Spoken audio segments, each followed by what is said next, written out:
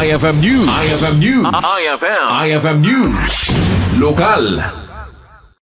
Nakasaganan ti PNP Traffic Division ang Mangiwardas ti Trapiko iti 91st day of classes itang Aldaw.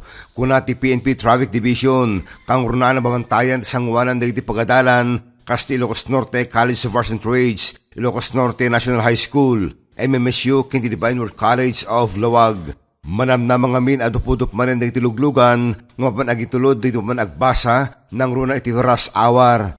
Iti agdama, adupay lain dagiti manariman ang tatariman na kanal kang kakalsada, amang padagdeg iti irot ti trapiko. Gabuti reto'y imapela ti pulisya iti publiko, ano balin, ket magnit sa baling kalsada, tato maliklikan ti panakimbierna iti trapiko. Impasigurado met ti PNP Traffic Division nga agbaling nga anaya si trapiko, ito mo Aldaw ti Klase. Idol Dennis Alipio, Tatak, IFM.